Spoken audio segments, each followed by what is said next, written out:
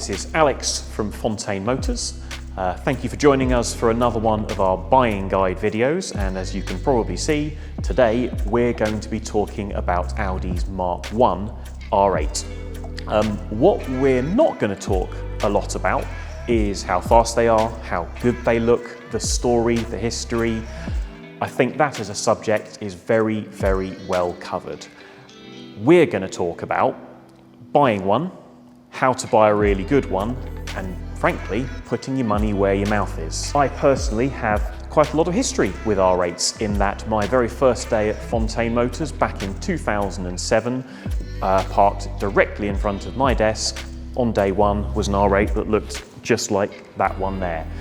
At Fontain, we have bought, sold, maintained, serviced R8s since they were brand new, very nearly 14 years now. Like to think we know them pretty well.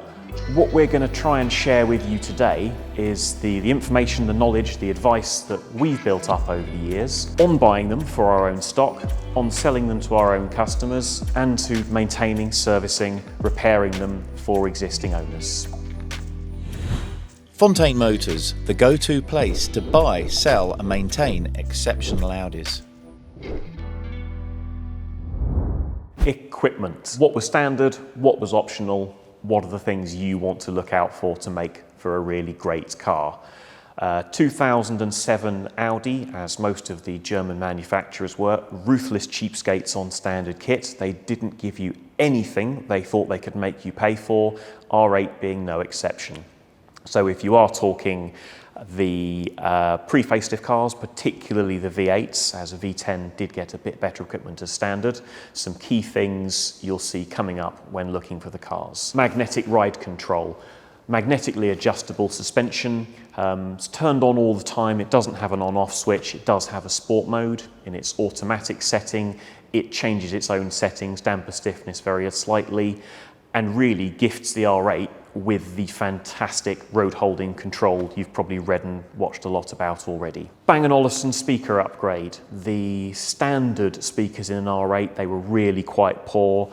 B&O is definitely worth having, and again, it's another option that a lot of people really do look for when buying a car. Early cars navigation was not standard. It's a fairly dated system by today's standards, but again, one without it, a lot of the early cars that didn't have it have had it retrofitted now anyway. And then on to cosmetic options.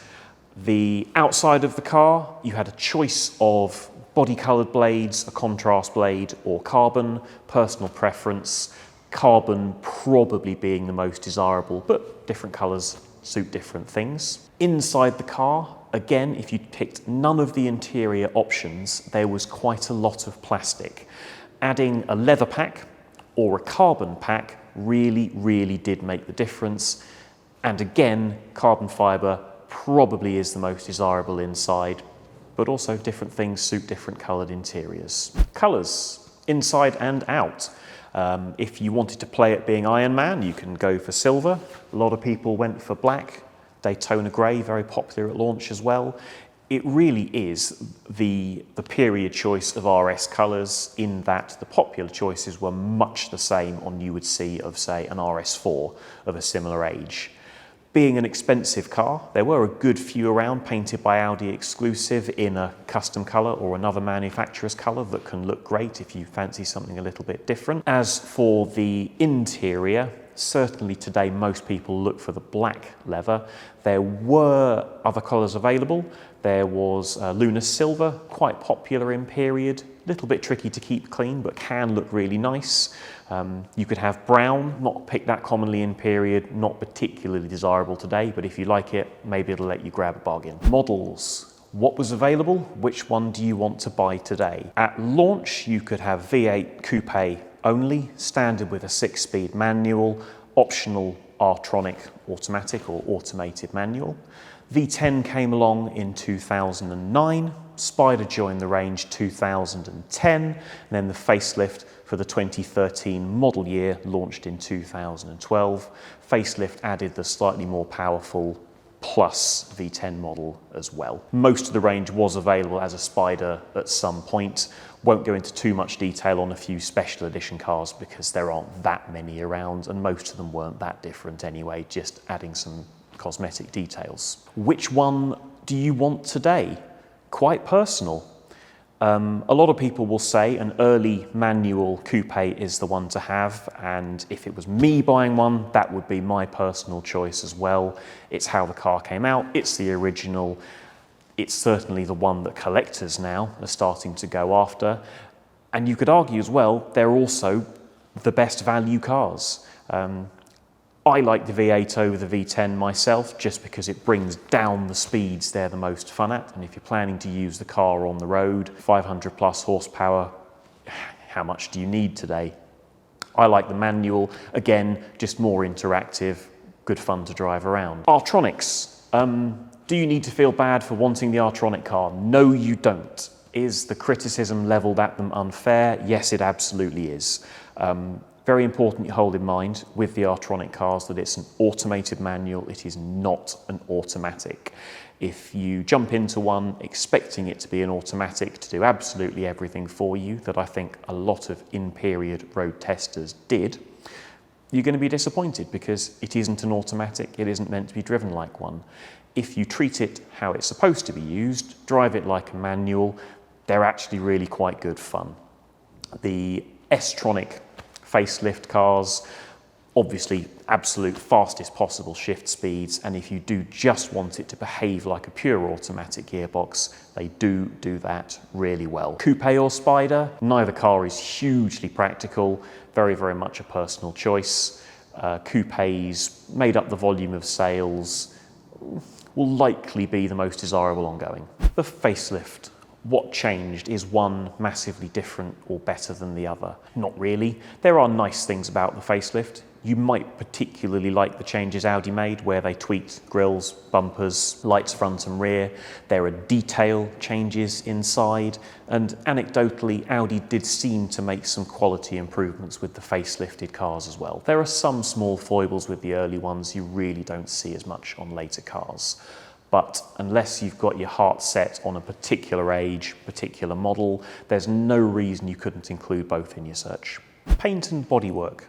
Starting with stone chips, every detailer's pet hate. Every R8 picks them up. They're low, they're fairly wide, the nose is right down close to the ground. Unless a car's got fresh paint or done absolutely no mileage at all, you really need to allow for some on a used car that could be as much as 14 years old now. The front bumper particularly susceptible to them, particularly low down, but the bonnet really very little difference. Unless they are excessive, it's not something to worry about. On a similar note, if you're looking at a car that has had cosmetic paint work on the front end, and if we're talking early cars, that's going to be the majority of them now. It is nothing to worry about as long as it's only cosmetic and it's done to a high standard. On a similar note, the front bumper, being so low down, does tend to pick up scuffs. There's a little sort of splitter type piece in the centre of the front bumper. Standard ones are a black plastic finish that can discolour with age and use and cleaning, and they do pick up marks and scuffs. Again, cosmetic repairs in this area are nothing to worry about. Moving slightly further back along the car to the doors, they are very long. They open very wide, and the car being so low, it is a step to get out of it. It is quite common to see marks on the ends of the doors from people getting in and out of the cars. And again, heel marks on the sill trims inside and the painted sill outside, pretty normal to see. If a car's had cosmetic work in this area, again, it isn't generally concerning as long as it's only cosmetic and done to a good standard. One little quirk, actually a quirk of a fair number of Audi door handles at the time, the painted cover on the door handle itself can come loose, and in an extreme case can fall off.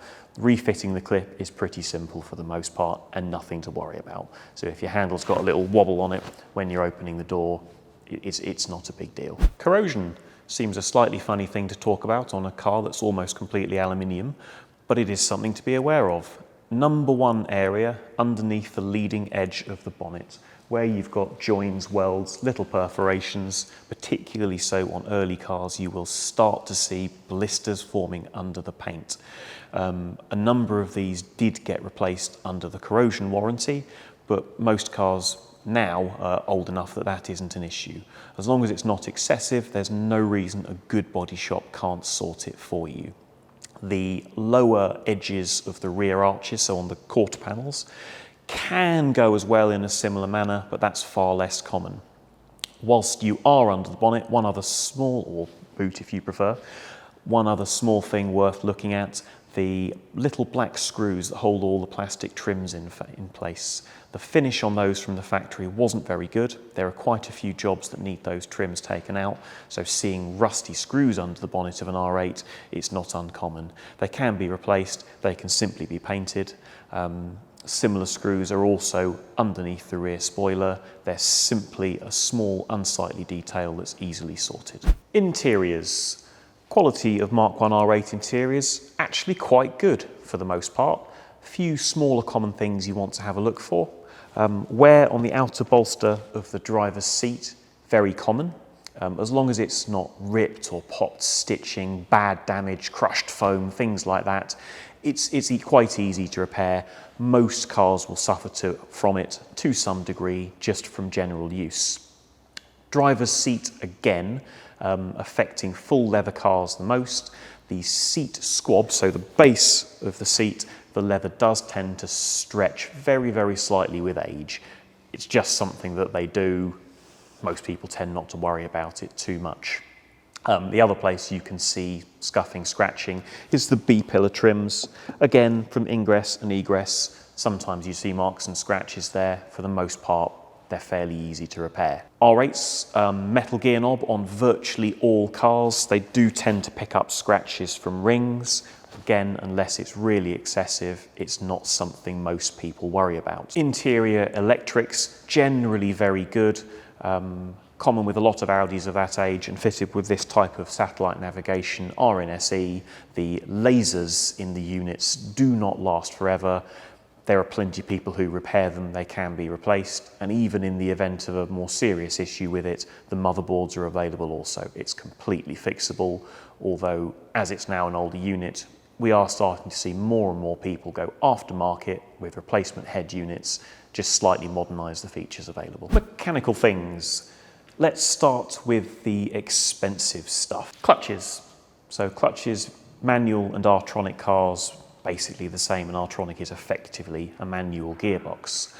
Clutches on the V8s, there's absolutely no reason they cannot last 50,000 miles or more if they're driven with mechanical sympathy. If they're used in anger, their life will come down accordingly. When replacing the clutches on them, if the clutch has been caught in time, there's no reason you can't reuse the flywheel, but if the clutch has been slipping for some time or the flywheel otherwise overheated, you'll want to budget for a new one as well. V10 cars, having that much more power and torque, clutch life comes down accordingly. We've replaced them at 20. We've seen cars with 40 that are still fine on the originals. It's entirely down to how the car is used, but something to hold in mind if you are using a car, looking at buying a car that hasn't had one. Suspension, starting out with magnetic ride dampers. Not on every single car, but standard on V10s, popular on V8s. The dampers do not last forever. If you Google R8 problems, it's probably the first thing that comes up. They can leak. They wear like any other damper. They will not last the life of the car, and the mag ride units are fairly expensive to replace. Although interestingly, they're not actually quite as expensive as replacing dampers on something like a B8 RS4. So given the price new of the car, cost of those is totally in line, but it is something to watch out for. Audi do actually publish a photo guide to assessing what needs replacing and what doesn't. Some people seem to get quite scared about a damper that isn't brand new misting a very small amount of fluid. This is actually completely normal, and in Audi's photo guide, clearly labelled, this damper doesn't need replacing, it's fine, it's normal. Also on suspension, whilst we're here, a less common issue, but ball joints. Audi redesigned some of the suspension arms as the car was getting through its life. The old ball joints aren't available. They Audi just say replace all the arms, but aftermarket units are now available, so you don't need to replace absolutely everything if your MOT man says you've got a worn ball joint. Air conditioning, more of an issue on V8s than V10s, in that if your air conditioning compressor, the pump on a V8 fails completely, you have to take the engine out of the car to get to it. The part isn't that expensive, the labour is. A number of the issues with R8 air conditioning come from a lack of use. Air conditioning likes to be left on in its automatic setting all the time, and that's what we recommend doing to guarantee reliability. Leave the climate control in fully automatic with the air conditioning turned on all year round, have it serviced regularly. If the air conditioning isn't regularly used, the refrigerant in the system also carries the lubricant. Obviously, that compressor running without proper lubricant in it can cause mechanical damage. It's something you want to avoid because taking the engine out is expensive. Not the only issue that with the air conditioning. The condensers, the radiators at the front of the car also have issues. In fact, a very similar complaint to some Porsches. The bottoms of the radiators get wet, get dirty, corrode. With time, they'll then swell and eventually leak or burst, leaving you with no air conditioning. Replacement of those, it's front bumper and some trims off. It's not as bad, something to hold in mind. If you do see, say, for example, through the grills of an R8 front bumper that they're full of leaves and muck, well worth cleaning them out. Some more general mechanical points, like a lot of cars with big brakes, careless or thoughtless use, lack of mechanical sympathy, you can warp them. If you're driving a car and you're feeling that you're getting undue vibration through the brake pedal, through the steering wheel, through the seat, could be a sign that you've got warped brakes. Buckled alloy wheels, also not unheard of. Both completely repairable, but things to bear in mind, as obviously given the size of the brakes, replacement if required is not cheap. Early V8 cars, exhaust heat shields, they can rattle a little bit. You can sometimes play with them to improve it. A lot of the time it just isn't worth worrying about. Another point on lack of use, batteries. They really don't like sitting around doing nothing. A lot of R8 owners do very, very low miles, have the car stashed away in the garage. If the battery sits for long periods or is left to go flat, it's really, really not good for their health and their lifespan. Coking or carbon build-up, also a subject well covered with many, many, many direct injection engines, not exclusive to Audi. V8 and V10, both very high revving units, both burn some oil. It's got to go somewhere. Because the engines have direct injection, the fuel cannot clean out the cylinder heads, so you will expect some carbon build-up in the ports of the engine. Most of the time, it doesn't cause an issue.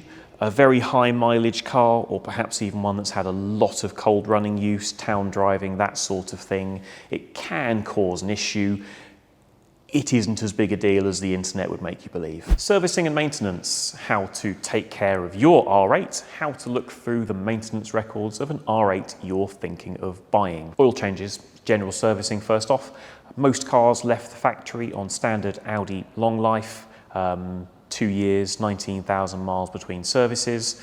Not technically wrong, but not something we'd recommend either. As a car that you want to use properly now and then, it's a good idea to service them annually. And I like to think that somebody who's taking the time and the money and the effort to get their car serviced every year, it speaks volumes for the way the car's been taken care of. But as I say, the 2-year intervals are not technically wrong and quite commonly seen, given that some of these cars are very lightly used. If you're buying a car that has been on the 2-year intervals, we'd recommend switching it to an annual service as soon as you can. Spark plugs, 40,000 miles. A lot of R8s will never get to 40,000 miles or take a very long time to get there. Audi do actually recommend they're changed at 6 years if you do not get to 40,000 miles. That's a pretty good bit of advice. Brake fluid, 3 years old when the cars are new, and then from every 2 years ongoing. R8s have really nice brakes, really good pedal feel. Well worth keeping the fluid up to date. It's a cheap thing to do as well. Air filters, officially, I think the interval on a lot of them is 60,000 miles, which is probably quite excessive. 40,000 miles is more realistic, but they're an easy thing to double check when the car's in for general servicing. S-tronic cars, so the facelifted automatics, do have a scheduled 40,000 mile transmission oil change. The gearboxes in them are actually pretty reliable on cars that aren't, turbocharged and what have you, but the oil changes are quite important, so do stick to that interval. If you're looking at an older car that may be quite a low mileage one, you might even want to think about doing it before the full 40,000 miles, purely as a piece of preventative maintenance. Brakes, tyres and wheel alignment. Very important things with R8s. They do ride and drive and handle really sweetly, but keeping suspension brake tyre components in top condition is super critical to making sure they continue to drive that nicely. The original equipment tyre was a Pirelli P0. They are known for not aging that well, so fire up the torch on your phone when you're looking at a car, get them illuminated nicely, have a real good look between the tread blocks. If you're seeing that the tyres are a bit old, starting to crack, looking like the rubber's dried right out, probably time for a change. Pirelli's still available, decent enough tyre, lasts quite well, but a lot of owners now are switching on to a more modern compound, something like the Michelin Pilot Sport. The brakes in R8s, again, their life varies by use, but generally they last quite well. The system is very similar to on something like an RS4, a car that's a fair bit heavier. So depending on how the car is used, you could even see 40,000 miles out of the front discs on them, little more on the rears. With hard or track use or careless use, that can come down.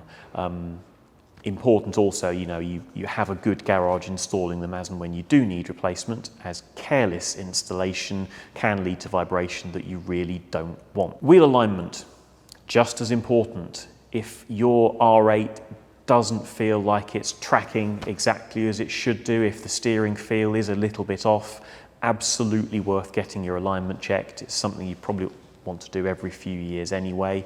As I say, the cars handle really nicely. It's worth a little bit of extra time, effort, money to make sure you're getting the full experience. Servicing and maintenance history. Is having a full Audi main dealer service history the be-all and end-all?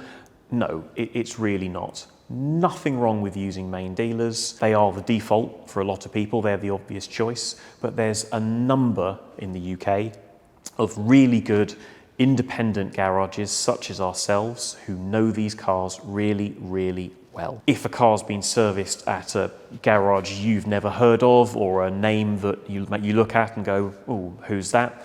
give them a call. You might be surprised. I'd far rather see a car maintained by an independent that's been conscientiously and thoroughly maintained and serviced than a car that's had the bare minimum oil changes at an Audi dealer. It's a subject that's well worth spending a little bit of time to look into properly, give yourself a feel of how the car's been maintained. Ownership, a slightly thorny subject.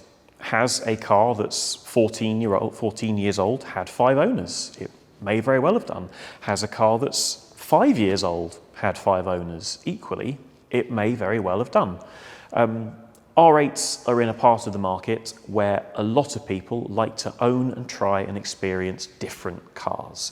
They might have a Porsche one year, switch to an R8 the next, and try a convertible the year after. It's very common for this type of car to see more owners than you would on a more traditional Audi. A car having more than 1, 2, 3 owners is absolutely no indication of how good the car is. Were you talking a more normal car, obviously your 5th owner probably bought the car when it was 10, 12 years old, not worth very much anymore. An R8 that's 10, 12 years old is still worth a good amount and often owned by enthusiasts. Another one to bear in mind, and really not something you should make a decision based completely on. At Fontain Motors, we've known R8s from day one. We've bought them, sold them, maintained and serviced them from when they were brand new in 2007. We still do the same today. We look after a lot of R8s for existing owners, cars of all ages, everything from the very, very earliest cars, some even quite high mileage daily drivers. We take good care of those cars for the owners. We take great care with people's pride and joy, cars that come out just on sunny Sunday afternoons. We know them very well. We know their quirks, their foibles. They're treated, worked on, handled, driven by people that know and love the cars. If you are looking for someone to take care of your R8s, very, very often at a cost a lot more palatable than going to your Audi main dealer, look to Fontain, look to us, give us a call. If you own a cherished R8 you're thinking of selling on, we'd absolutely love to hear from you. We pay strong money for genuinely loved cars. If you have just bought one, or you're thinking of buying one and you're thinking, how much of my investment am I going to get back in a year, 2 years, 3 years when I sell it? Hold us in mind. If you're planning on loving and cherishing your R8 and have put the time and the effort in to buy a really, really good one, we'd love to hear from you, whether it's today, tomorrow, next year, 5 years down the line. If you found this video helpful, we'd love to see your comments and your feedback below. Give us a like, give us a share. If you know someone who you think this video would be really useful to them, give them a tag. Equally, if watching through this, you've got something you'd like to add, it's brought up a question, or maybe you'd like some more information on a car that you own, a car that you're thinking about buying, leave a comment below, give us a call, give us an email, we'd love to hear from you. Fontain Motors, the go-to place to buy, sell and maintain exceptional Audis.